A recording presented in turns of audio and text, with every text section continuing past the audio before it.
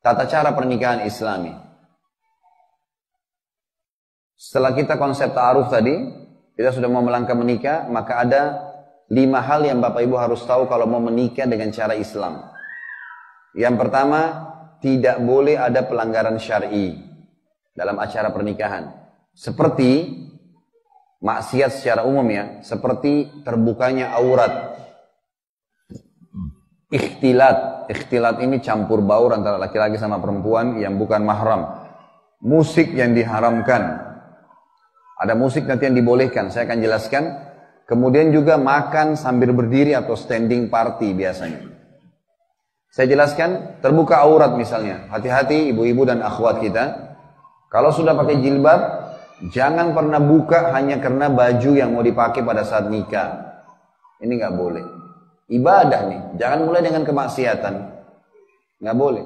Sebagaimana sholat tidak boleh tersingkap aurat, nikah juga nggak boleh tersingkap aurat. Sama, nggak boleh. Subhanallah, ada kejadian di Jeddah kemarin, sampai ditulis judulnya dalam ceritanya itu, malam pertama di surga. Seorang akhwat yang sangat solehah, masya Allah, menikah.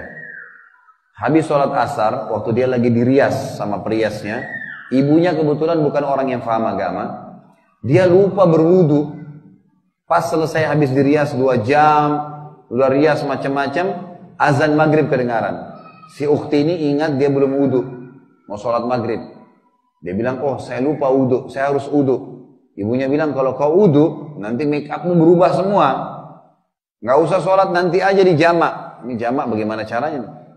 Tapi seperti itulah pemahamannya dia pada saat itu. Kata anaknya, nggak bisa bu, ini sholat wajib. Saya bakti sama ibu, tapi saya nggak boleh patuh dalam masalah ini. Nabi SAW bersabda, la ta'ata li makhlukin fi ma'siyati khaliq. Nggak boleh patuh pada makhluk walaupun itu wajib selama berbau maksiat pada sang pencipta.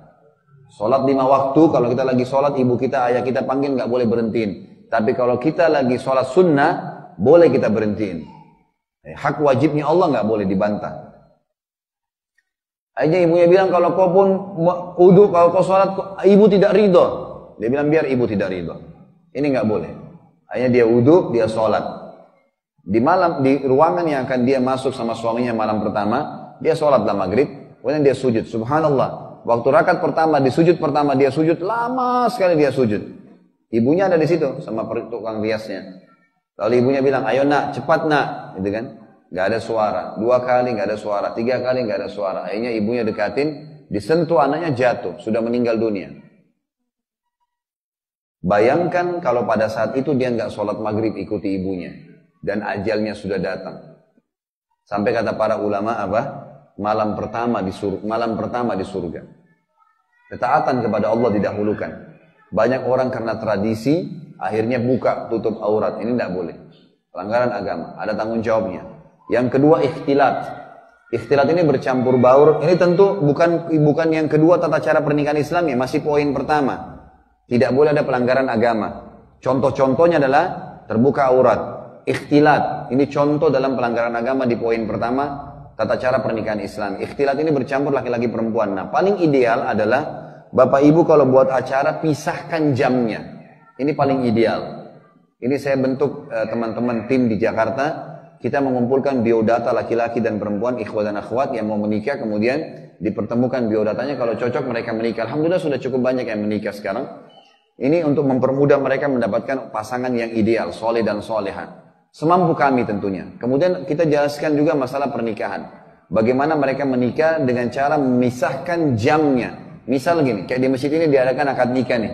Jam 10 pagi sampai jam 12 siang, sampai duhur. Ini untuk laki-laki. Mempelai laki-laki sama tamu laki-laki.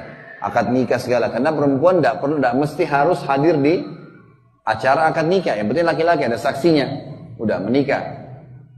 Selesai jam 12, dari duhur sampai asar, itu acara buat perempuan. Mempelai perempuan sama tamu perempuannya. Maka ini jauh lebih aman. Tamu tidak ikhtilat, juga perempuan yang jadi mempelai perempuan ini tidak perlu dipajang di depan orang-orang. Ini penting untuk diketahui. Banyak orang mengatakan, kan boleh perempuan dipajang depan laki-laki. Buktinya ada pernah sahabiat Nabi menawarkan diri kepada Nabi SAW, lalu Nabi nikahkan di depan sahabat. Ini dalilnya keliru teman-teman sekalian. Keliru maksudnya dalam pemahamannya. Bukan maksudnya Nabi nikahkan dia kemudian ini semua jadi hukum. Karena hukum yang terjadi adalah pada saat istri-istri Nabi SAW dinikahi, mereka tidak pernah dipajang oleh Nabi SAW di depan para sahabat. Begitu pula pada saat sahabat menikahi wanita-wanita, mereka menikah, tapi perempuan itu tidak dipajang di depan tamu-tamu. Itu yang ada dalam dalil sahih, gitu kan? Kalau kasuistik tadi perempuan menawarkan diri di masjid, akhirnya Nabi nikahkan sama sahabat yang di masjid, ini karena dia datang di tempat umum, dia minta dinikahkan, itu lain. Kasuistik terjadi, gitu kan? Maka ini jauh lebih aman. Kalaupun tidak bisa, maka minimal Bapak Ibu sekalian mungkin seperti acara masjid ini. Ini kalau kita bicara Islami ya. Maka ada panitia perempuan, akhwat sendiri, menyambut tamu perempuan, diberikan kursi perempuan. Suami istri pun mereka berpisah sementara. Tamu laki-laki di sebelah silakan. Suami istri bisa di tengah-tengah mungkin ada bunga, ada daun, ada apa yang ditata sedemikian rupa di acara gedung perkawinan. Maka itu adalah yang paling tepat. Namanya menjauhkan ikhtilat. Karena Nabi SAW melarang. Di Jakarta itu Bapak Ibu sekalian, saya tidak tahu kalau di Jogja ini. Di Jakarta itu sampai dijadikan acara perkawinan gedung, acara gedung itu, ajang untuk perzinahan. Si perempuan keluar dengan dandanan yang luar biasa dan fitnahnya. Si laki-laki juga keluar dengan gagahnya. Lalu mereka kenalan. Biasanya di hotel bintang 5 acara perkawinan mereka janjian di kamar hotel atas berzina.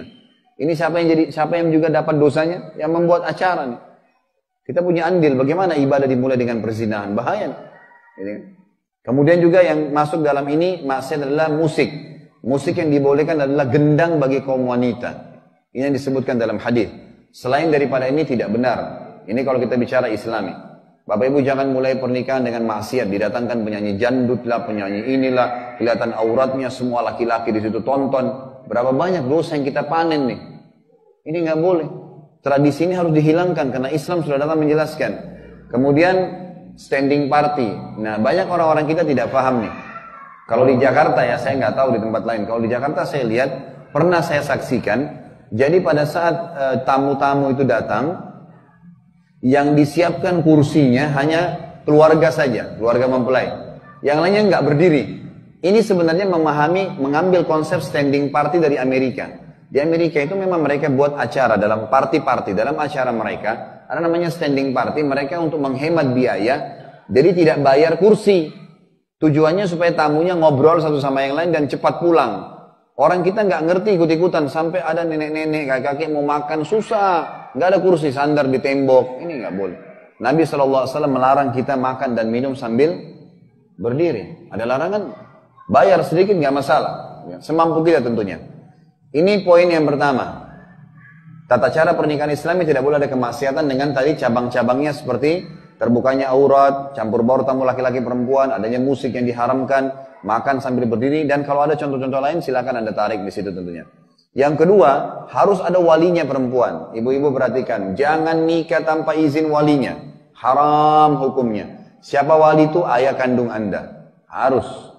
Nggak boleh enggak. Kata Nabi SAW, ayyam mamra'atin angkahat nafsa bighairi idni waliyuha fanikahuha batil, batil, batil.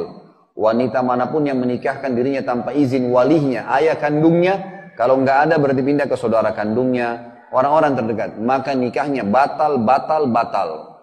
Nggak boleh nih. Janda juga sama. Sering di Indonesia dikatakan kalau janda boleh nikahkan dirinya sendiri, ini nggak benar. Ini pendapat yang lemah dari Abu Hanifah rahimahullah.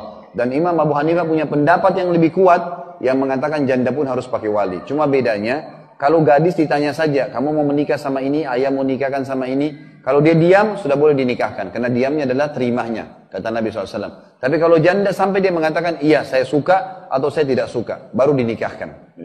Hanya itu perbedaannya, tapi butuh wali. Dan ibu-ibu harus tahu, wali itu adalah kekuatan bagi ibu sebenarnya. Kekuatan bagi inti sebagai akhwat, sebagai ukhti yang solehah. Ini kekuatan kita. Karena laki-laki akan menikahi Anda nanti akan berkata, oh ternyata ada laki-laki di belakangnya. Mereka tidak akan berbuat zalim, tahu ada pembelahnya. Itu tujuannya wali. Jadi jangan tidak pakai wali. Ibu-ibu juga perlu garis bawahi satu hal, penting sekali. Dalam pernikahan anak Anda nanti, tidak ada keputusan di tangan perempuan. Ibu nggak punya keputusan di situ. Ayahnya. Ini enggak, suaminya enggak setuju, sudah terserah. Ibu yang betul ridho nak, nikah aja. Enggak sah nikahnya, enggak boleh. Ini bukan wewenannya ibu di sini. Ini wewenannya siapa? Walinya, ayahnya. Letakkan hukum syar'i pada tempatnya. Ibu punya hak dari anak dibaktiin. Pelayanan nomor 1 ibu. Sahabat berkata, ya Rasulullah, siapa orang paling layak saya layani? Kata Nabi, ibumu. Siapa lagi? Ibumu. Siapa lagi? Ibumu. Siapa lagi? Yang keempat, ayahmu. Pelayanan. Kalau seorang anak, ibunya bilang, nak ambilin ibu air. Ayahnya juga bilang, nak ambilin ayah air. Siapa yang didahulukan? Ibunya. Tapi dalam izin keluar rumah, wali pernikahan, nisbat nama, nggak bisa kecuali ayah. Ini hukum syar'i. Penisbatan harus kepada ayahnya. Bahkan kata Nabi SAW, siapa yang benci ayahnya, dia telah kufur. Bahaya ini. Siapa yang menisbatkan diri ke Allah, melaknat orang yang menisbatkan diri kepada selain ayahnya. Ini nggak boleh sama sekali. Ibu-ibu tolong garis bawahi. Karena banyak terjadi begitu. Akhirnya rumah tangga anaknya jadi kacau, karena dianggap tidak sah secara syar'i, dan itu bisa jadi terjadi perzinahan. Harus hati-hati. Yang ketiga, adanya mahar. Wali tadi ada mahar. Dan ini wali, ayahnya ibu dan ayahnya akhwat kita, bisa ditarik kewalihannya kalau dia menolak seorang laki-laki yang soleh. Itu saja boleh. Dan walinya pindah kepada wali hakim, pemerintah. Di KUA sudah ada. Kalau dia nolak yang soleh dan dia mau anaknya nikah sama orang fasik, ahli maksiat, nah ini boleh ditarik kewalihannya. Tapi selain ini nggak boleh. Yang ketiga adanya mahar. Mahar itu adalah sesuatu yang diletakkan pada saat akad nikah lagi dikumandangkan. Dan ini makin sederhana, makin besar berkahnya. Yang keempat adanya 2 saksi yang terpercaya. Boleh dari siapa saja dari kaum muslimin, tapi 2 laki-laki. Kemudian yang kelima, diiklankan, dirayakan. Ini sesuai dengan sabda Nabi SAW kepada Abdurrahman bin Auf. Abdurrahman bin Auf menikah dengan seorang wanita Ansar, tapi beliau tidak mengundang orang, tidak merayakannya. Maka kata Nabi SAW, Nabi pun tidak tahu, SAW, beliau mengatakan, aulim walau bisyat. Iklankan pernikahanmu hai Abdurrahman walaupun dengan seekor kambing saja. Semampumu tentunya. Jadi harus minimal orang-orang yang terdekat tahu kalau ini menikah.